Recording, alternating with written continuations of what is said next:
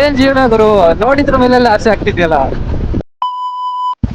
So finally ಎಲ್ಲರೂ ಅವ್ರವ್ರ ಗಾಡಿಗೆ ವಾಪಸ್ ಬಂದಿದ್ದೀವಿ. ಇನ್ನೊಂದು ಇಲ್ಲಿಂದ ಒಂದು 10 ಕಿಲೋಮೀಟರ್ ಇದೆ ನಾವು ಹೋಗ್ತಿರೋ ಲೊಕೇಶನ್ ಬಂದ್ಬಿಟ್ಟು ಅರ್ಕಾವತಿ ಡ್ಯಾಮು. ಇನ್ನೇನು 10 ಕಿಲೋಮೀಟರ್ ಇದೆ ಅಷ್ಟೇ. ಎಸ್ ಬನ್ನಿ ಹೋಗೋಣ.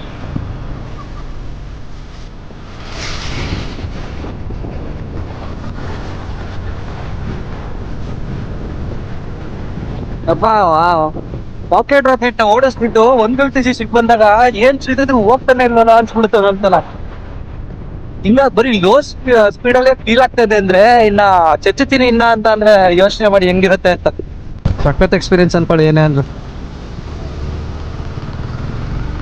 ಹೆಂಗಾಗ್ಬಿಟ್ಟಿದೆ ಜೀವನ ಅಂದ್ರೆ, ಈಗ ಅಡ್ವೆಂಚರ್ ಗಾಡಿ ಓಡಿಸ್ತೀನ, ಲೈಫಲ್ಲಿ ಒಂದು ಅಡ್ವೆಂಚರ್ ಇಡ್ಬೇಕು ಗುರು ಅನ್ಸ್ಬಿಡುತ್ತೆ.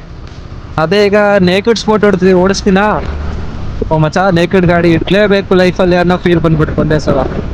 ಅದೇ ಸ್ಪೋರ್ಟ್ ಗಾಡಿಗೆ ಹೋಗ್ತೀರಾ, ಸ್ಪೋರ್ಟ್ ಗಾಡಿ ಇಡ್ಬೇಕು ಅಂತ ಫೀಲ್ ಬರುತ್ತೆ. ಏನ್ ಜೀವನ ಗುರು, ನೋಡಿದ್ರ ಮೇಲೆಲ್ಲ ಆಸೆ ಆಗ್ತಿದ್ಯಲ್ಲ. ಸಿಂಗಲ್ ಲೈಫು ಹಿಂಗೆ ಅನ್ಸುತ್ತಲ್ಲ ಗೈಸ್.